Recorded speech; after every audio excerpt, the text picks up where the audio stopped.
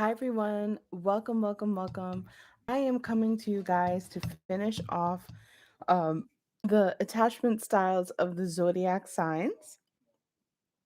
So, if you guys did not see that I did a part one, I actually went through the attachment styles of the zodiac signs from Aries to Capricorn.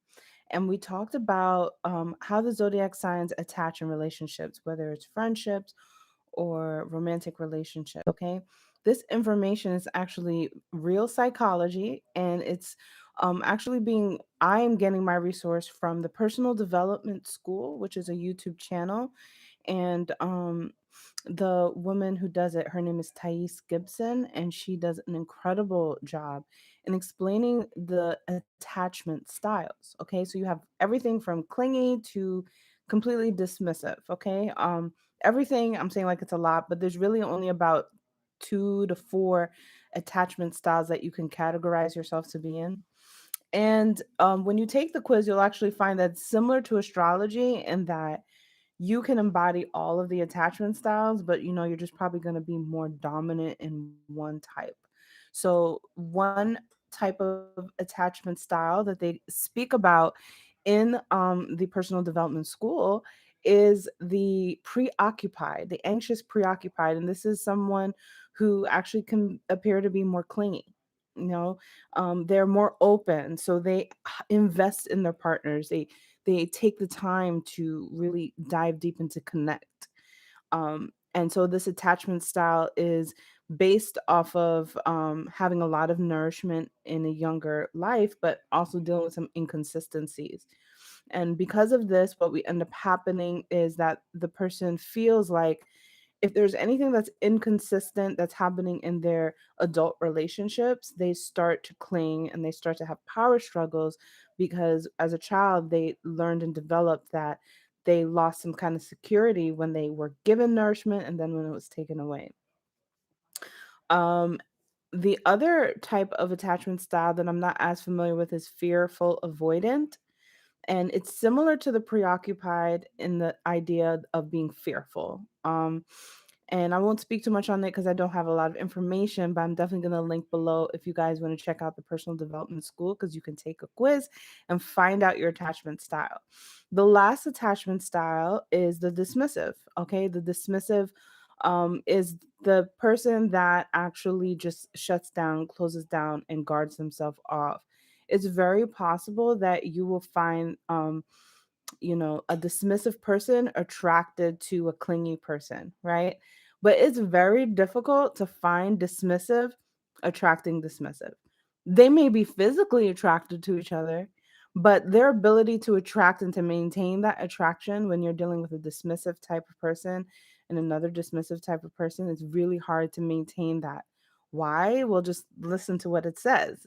Dismissive with a dismissive, right?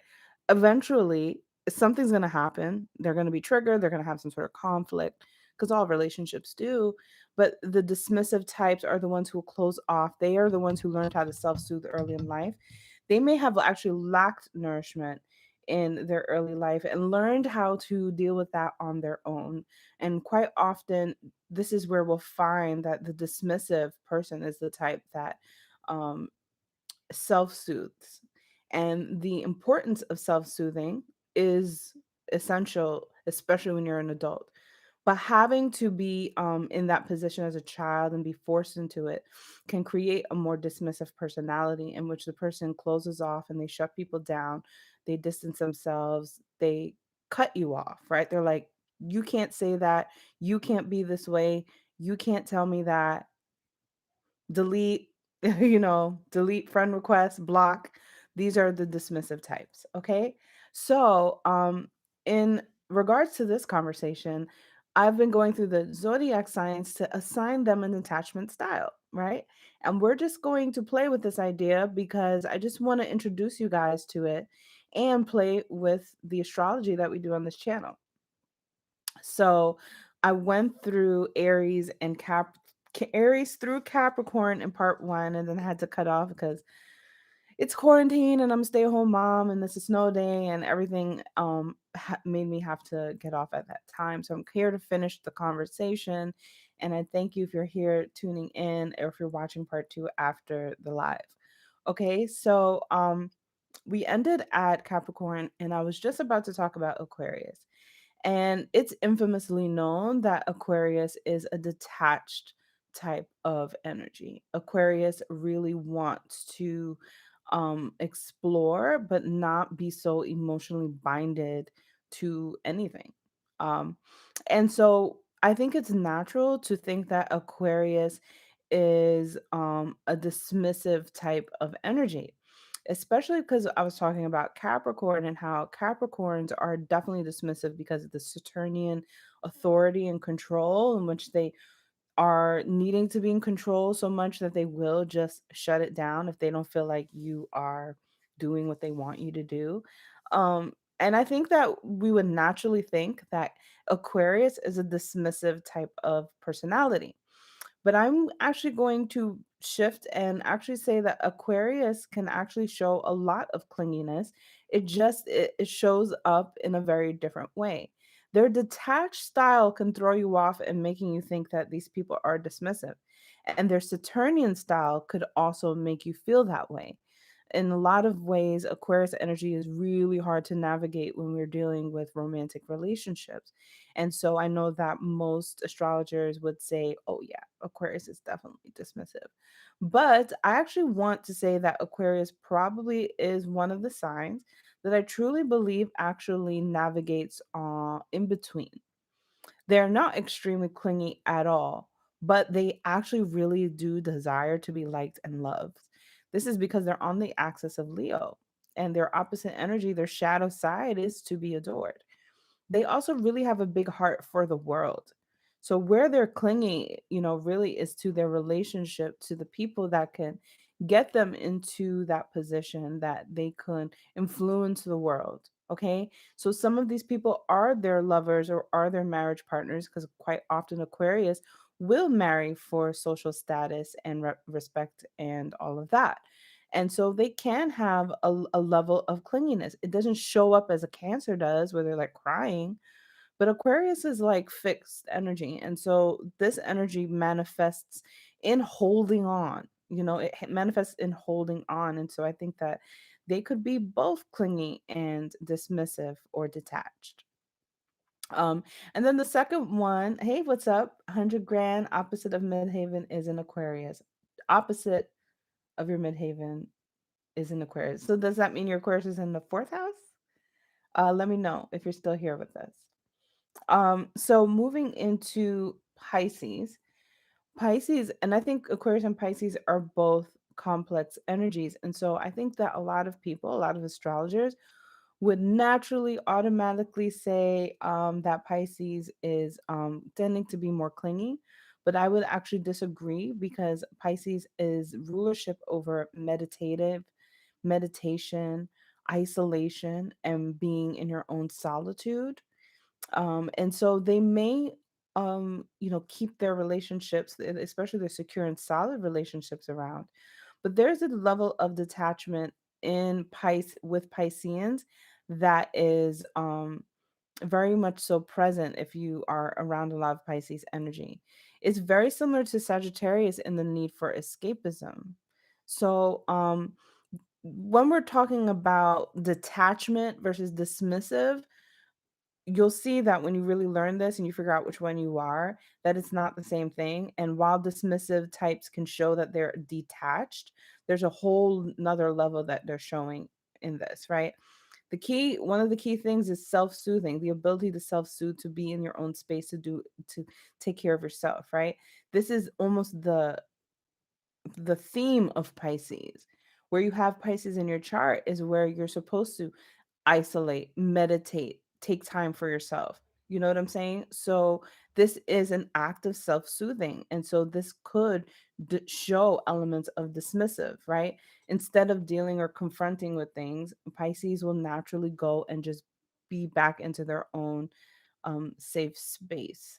And so I actually feel like there's a lot of Piscean energy that shows more dismissive attachment than clingy, even though there's a lot of people who would disagree with me on this. But this conversation is non factual, it's just playing around. And I really just really am passionate about introducing you guys to the attachment styles if you haven't heard them before, because it's very powerful. It's been really quite a journey for me discovering it for myself. And I just want to make sure that people know about it. It's really quite amazing stuff. So check out the Personal Development School on YouTube. I really love them. I really love the lady Thais Gibson. Not only is she beautiful outside, but she's also beautiful inside. And she's extremely well articulate in how to explain the wounds that happen with attachment styles, as well as how they show up in relationships, how to deal with them. You know, it comes from a very understanding place rather than a judgmental place, which is why I'm I keep pushing for everyone that I know to go and check this out. So, okay, so you're saying that Aquarius is in your fifth house. Oh, so you have Aquarius in the fifth house. I have Aquarius in the fifth house too. Okay. And there's actually an Aquarius stellium, so maybe I should make this video even more about that, because right now we have a big stellium in Aquarius happening right now, and everybody has Aquarius in their chart. So check your natal chart to see where Aquarius is in your chart. What's up, five angels? How you doing? Bless, peace, and love. Much love to you. Pisces in the house, holding it down. I love Pisces. So good to see you. Great, great. Thank you. My shirt is a witchy shirt. I plan to show you guys a little bit more of my physical self and my fashion, working on that. You guys see that I actually do a lot of videos with like just my face. But I'm trying to break out a little bit more. So you'll be seeing me push the envelope, especially being an artist. It's really important for me to be able to do that. Aquarius in the fourth, Pisces in the fifth. Okay, dope. So yeah, Aquarius in the, since you're here, let's talk about it, right? So Aquarius in the fourth, um, these energies is weird in the fourth house because fourth house is naturally Cancer vibes, right? Which means you probably have like Scorpio on your rising sign. Um, and so probably yeah, either Scorpio or Sag. Yeah, atypically Scorpio. So let me know if you're Scorpio rising. Um, Aquarius in the fourth, right? Right now there is Mercury in retrograde in Aquarius right now. Okay, Mercury went retrograde a couple of days ago. The sun is here. The sun is in Aquarius right now. Venus is in Aquarius right now. Jupiter is in Aquarius right now. Saturn is in Aquarius. How many planets is that? Mercury, Venus, Sun, Jupiter, Saturn. Five planets. This is what we call a stellium in astrology. And you can actually look in your chart to see if you have a stellium, because where a stellium shows up, it's three or more planets, and it's just a big focus in that area. Like if you look at your chart and you see three or more aspects in one house or one zodiac sign, you may see it twice. It really means that a lot of your focus, a lot of your energy is going into that house, you know. So right now, because all these planets are in Aquarius, even if somebody's not born with the sun or the moon or rising in Aquarius, no matter who you are, the energy is focused on this, on Aquarius. So what is Aquarius? Aquarius is the water bearer. It's the one that carries the emotions, right? So Aquarius in the fourth house, it's like this is where you are, this is your comfort and your privacy. So those might be the things that are showing up, coming up for you right now. And when you have five planets in your fourth house, you're not having any privacy. You're probably having people coming in and out of your house. And you know, dealing with certain things like renovation, landlords or mortgages or things like that because of Saturn.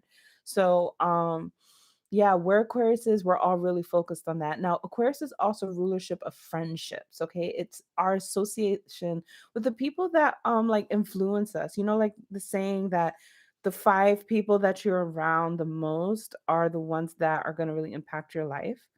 Well, that is an Aquarius like energy. Thank you so much, Five, for the donation. Much love, peace and love. You said Scorpio stellium, ascendant Scorpio. Yep. Pluto, Venus, and Mars. Dang. That's three planets in Scorpio. Wow. And a Libra stellium. My gosh. Hi, Tiffany. What's up? Aquarius in the building. Aquarius in the eighth house. All the planets are conjuncting your north node. So, Tiffany, north node is point of destiny, and all these planets are here. So, the planets can show up for you as energies, energy bodies, right? But they can also show up as people.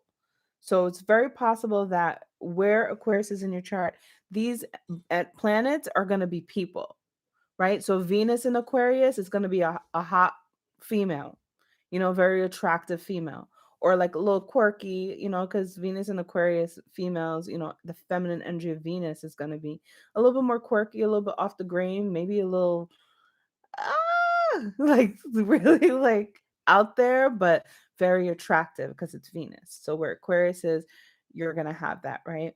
Um, the sun would be like could be just somebody who's like very jovial. Saturn being here, sun and Jupiter can have very jovial energy, somebody who's like a party person. And Saturn would be like a real authoritative person, somebody who like takes things very seriously. Or we were talking about attachment style, so yeah, like somebody who's very dismissive. Okay, so yeah, the Aquarius stellium right now is crazy. um Yvette, hi. What's up, love? Stellium in two places. Yeah, I do too. I do too. And when we have a stellium in two places, it's so important to know that you have a stellium because that energy ramps up, it focuses it so much. So you can have the ability to communicate to people like, look, like I just might take this way, or I just might focus on these things. So just letting you know that, like having a stellium allows you to prepare people for the fact that you might be real intense about something, or you might be really passionate about something, you might tend to focus a lot of your lifestyle, your energy in a certain direction. So I have a stellium in the eighth house. Really, I love to get close to people, but I have to tell people like I don't like short, shallow chit chat. With my stellium in the eighth house, I like to go into cult topics, taboo topics, conspiracy theories. Like I like to go deep. I like to go deep right away. So I tell people that because I got a stellium in the eighth house, and I feel deeply too. And I've been learning to really embrace that and tell people, like, look, if you're gonna rock with me, you got to know that. So your stellium can help you to prepare people for what you're about, and then you can not waste time and like, this person's too much for me, or they can't handle me, or I'm too much for them. Because that does sometimes end up happening with stelliums because you are so full. It's of the planets really pushing that energy. So, how does Vedic astrology play into your natal chart if your sun is in Virgo, but on your chart it's in Libra? Great question. Okay, how I like to do Vedic and tropical is I like to use them both.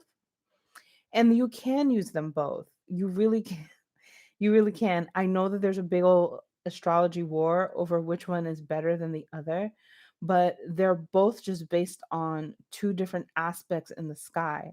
And so if you look at your tropical, you're going to find that it is actually faster, right, than am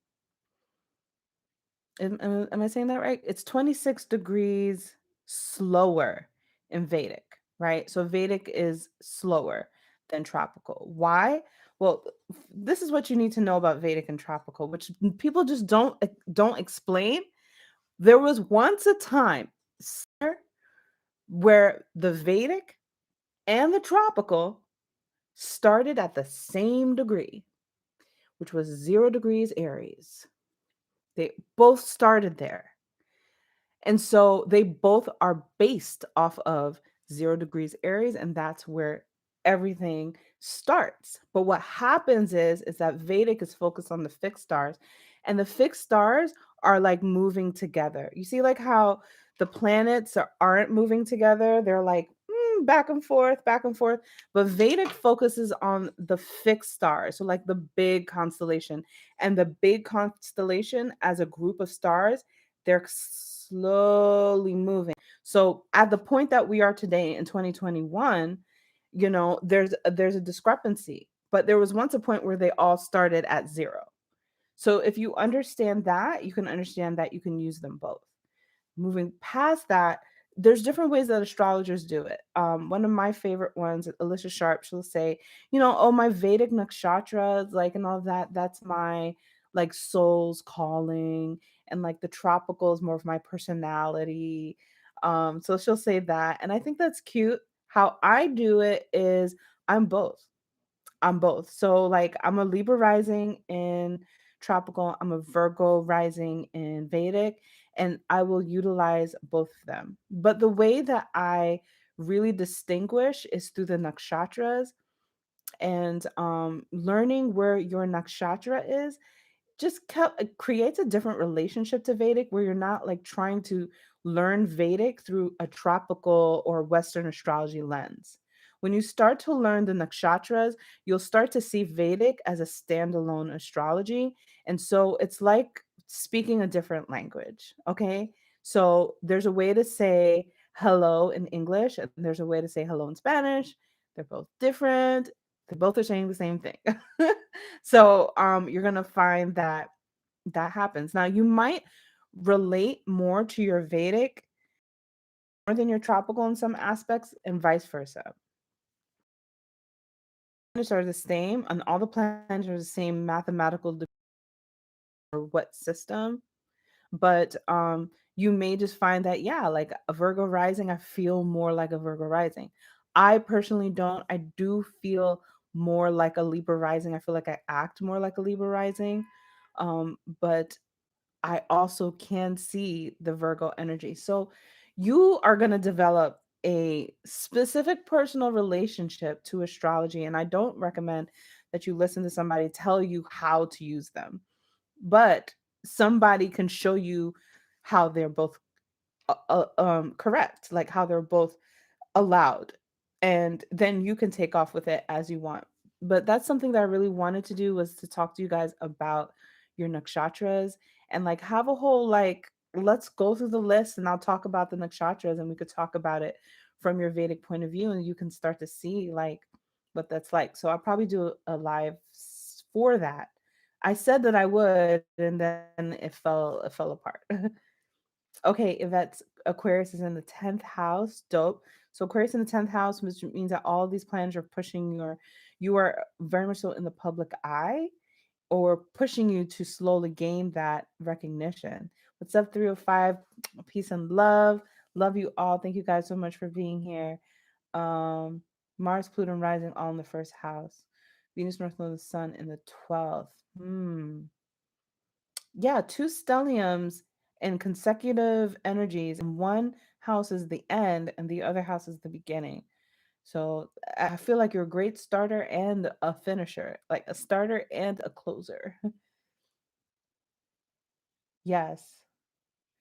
Yeah. Yeah. So, and you're talking about a life path 8. Yeah. So, I mean, like, as a lot of us are doing that, we're combining all of the studies, numerology with Vedic, with tropical.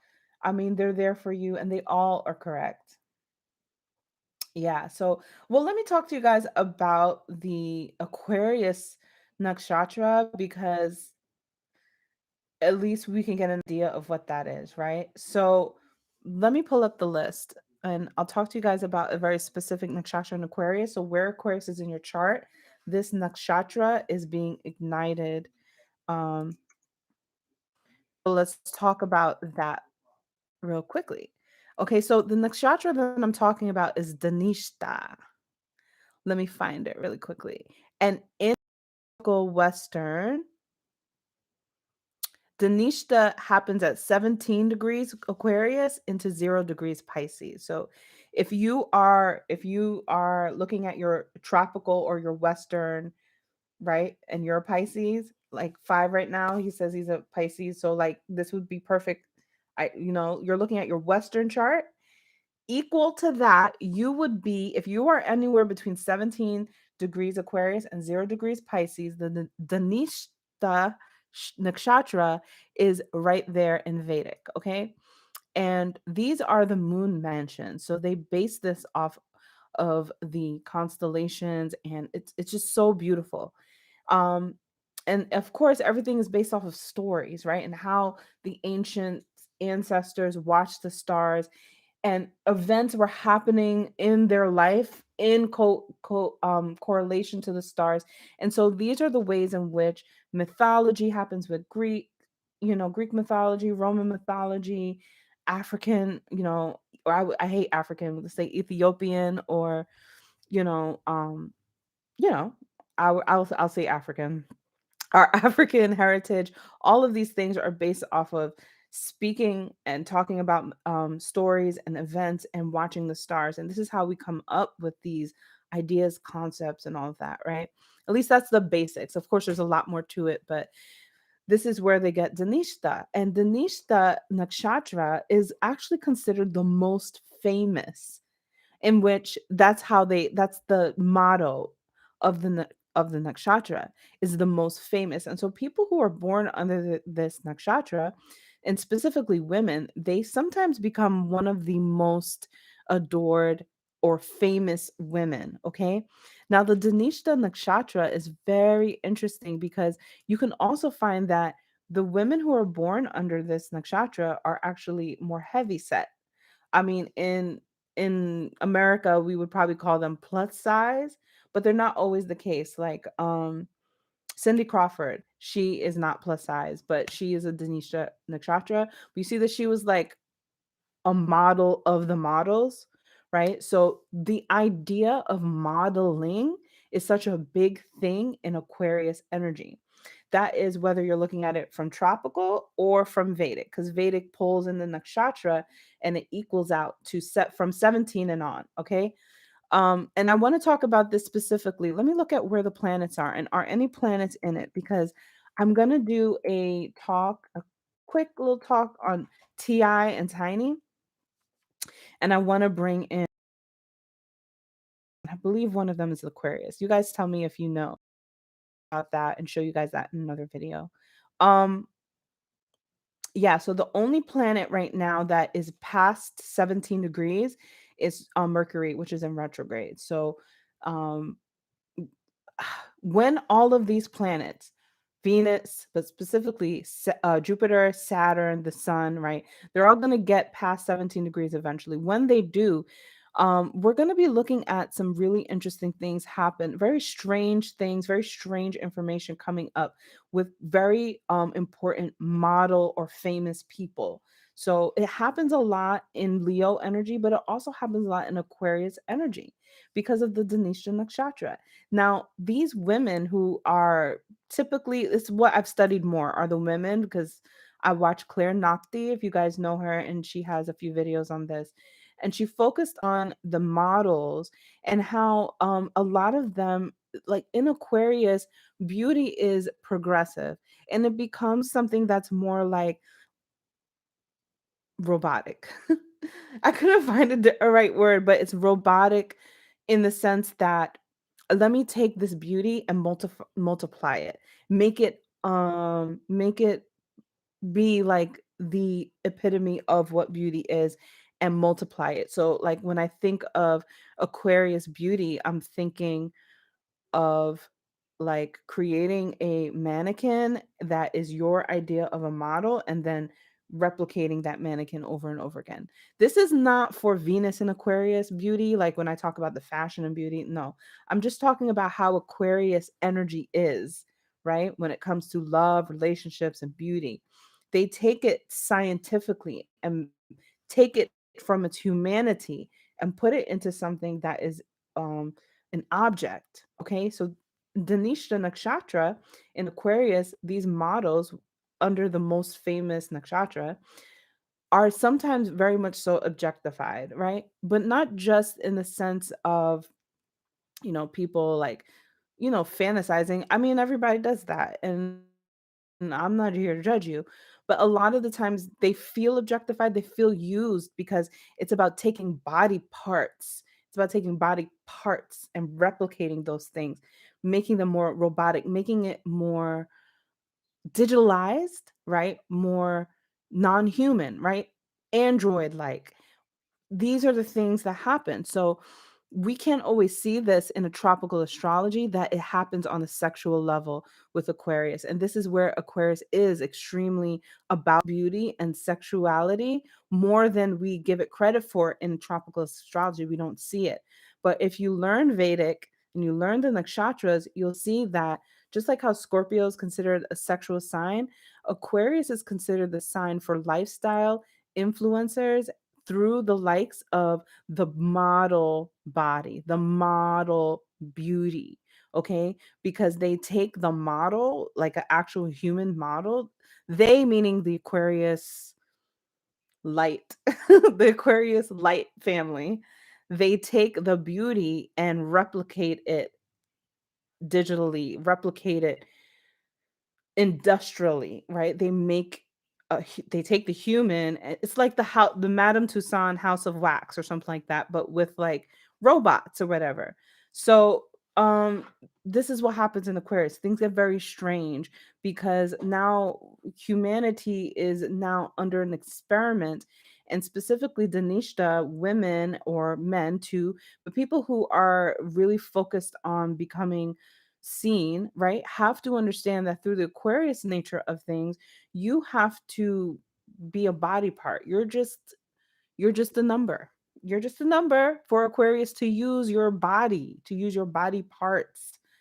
It's real intense. It's really interesting. And I definitely would suggest that you guys check out Clear Nakti because she has amazing content that really helps you to learn the nakshatras in a fun way. Okay, so definitely do that. Definitely check that out. Uh, the beauty, that's where the air Libra aspect comes in. The beauty, at least, absolutely, yeah, exactly, yeah, right. 'Cause, I mean, Libra is where we deem beauty in astrology. In Western astrology, we say that Libra is a sign that rules over beauty, but Libra is an air sign. So her trine to Aquarius, we can see that Aquarius is very much so focused on beauty, especially from 17 degrees and on. Now, before 17 degrees, Aquarius nakshatra is Shravana. Okay, so this is interesting. So, from 3 degrees to 17 degrees, in tropical astrology, if you have any planets between 3 and 17 degrees Aquarius, Shravana is actually way more spiritual. It's ruled by the moon. You know what I'm saying? It's the deity is Vishnu, which is a preserver. So we're finding a lot more spirituality from the early degrees of Aquarius when we lay it on top with Vedic. Her channel is spelled here. I'll type it in for you guys. Here we go. Clear Nakti. Okay. And I mean, you can find all of her videos, but I will spell Dhanishta for you guys so you can check out the Dhanishta video. Um, and if you do, then come back to this video even after the live and let me know more of what you learned about Dhanishta because I watched it twice, but write any notes to actually share. We're just talking right now. But yeah, if you do check it out, come back and help share in the comments, let people know more about Dhanishta because we are going to be experiencing it as a global level. And I really feel like on a global level, some crazy shit is about to pop, very similar to 2020, but on a way more entertaining and exciting way. So 2020 with the 4 energy, you got fear for sure. But with the 5 energy of 2021, I still feel like things are going to pop with all this Aquarius energy. I think that it's going to be very strange and I think that it will be exciting. I think it will be fun because it's a 5 year. So, yeah, so and you guys are probably feeling it like with some of the interesting things that are coming out. Also, it's definitely I thought that 2020 was going to be the year that things were exposed. You know what I'm saying? It didn't happen. It didn't happen the way I wanted it to. But I feel like 2021 with the North Node in Gemini, right? And all this Aquarius energy that people are coming out and people are saying things and you're going to see that because it's Aquarius, it's going to be with fame, it's going to be with celebrities, it's going to be with, Aquarian type things, your friendships. So you might find scandals in your personal life amongst your groups of friends or just strange things. These things could be happening. Now, also at the same time, you're just having more of an ability to enhance your own lifestyle, to become your own influencer. So there's nothing to be fearful about it. But those who were like abusive of their status before, it happened in with Capricorn, with Saturn being in Capricorn, where the government and stuff like that who are abusive, we found a lot of men in charge or women in charge, CEOs, whatever, who are just like abusing their power. Now that it's Aquarius, it's still people in the hierarchy, but it's the celebritydom. So some people don't even see them in a hierarchy. So, but they're considered the influencers, and that's what Aquarius is. And just remember that Dhanishta nakshatra is all about body parts, okay? And this is it's so interesting because a lot of the models who are under that, they are merely replaced. Claire talks about Cindy Crawford and how Denise models, they can embody and be a catalyst for like a new look, an exotic look, a look that a lot of people love, adore, and want to model after. But they're also easily replaceable, and they try to replace Denise models, like people who are born under the Dhanishta nakshatra and are models. They try to replace them with somebody who almost looks or replicates them to a certain degree because, like I said, Aquarius is trying to. It's not about your humanity anymore. It's about how can I, make this into a, a product or a business or, something that is without life but could exist forever. Aquarius rules over the industrial energy. It rules over progression. It rules over it rules over making things more efficient, right? So it rules over things like, where once you had a bunch of employees working at the front of McDonald's, now you've got people who can self check out. You've got, you know, digital things that can make it faster. So that's also Aquarius. It's like it wants to progress, and those are the beautiful things about Aquarius. Um, but at the same time, with Saturn here, we are going to find the lessons that Aquarius really needs to learn. And I think a lot of this is going to be about objectifying bodies, whether that's male or female, because I feel like males deal with it too, right? The pressure to be a certain way, to have a certain body. I feel like we don't really actually give credit to that very thing in society, but it's definitely there. We just focus a lot more on the female issues because it's pretty dominant. But everyone is dealing with that, and there's a lot of that will be, I feel, will be more prominent, more focused on this year. So yeah, so we talked about attachment styles, but we got a little bit into the stellium. I'll probably change the title of this. Thank you guys so much for being with me late night. And yeah, I'll be doing more lives again as school opens up for my daughter. Um, the next video that I am working on to edit is my jealousy video, which I don't think is going to get a lot of push because it's not a very trendy topic, but it's something that I'm very passionate about, which is how to heal from jealousy, and it's a part of my heart work series. And heart work to me is the second step from shadow work. So you've done your shadow work and you went and discovered the origin of your triggers, but what do you do past that? And that's why I want to create the series called Heart Work. And so I've been battling with which video to put out next, and it's definitely going to be the jealousy video. On top of the jealousy video, the other video that I'm working on, which you guys, I was going to make it a surprise, but it's coming out, is a Valentine's Day video. It's going to be what to gift your Valentine based off of their zodiac signs. So that should be fun. But also, I'll be doing a sextrology, another one. And we're going to look at synastry and the sexual compatibility of signs. So those are the three videos that will be coming next on the channel. So I hope you guys stay tuned for those. I hope you like those. And I'll see you guys in another live. Peace and love. Have a good night. I love you all. Bye.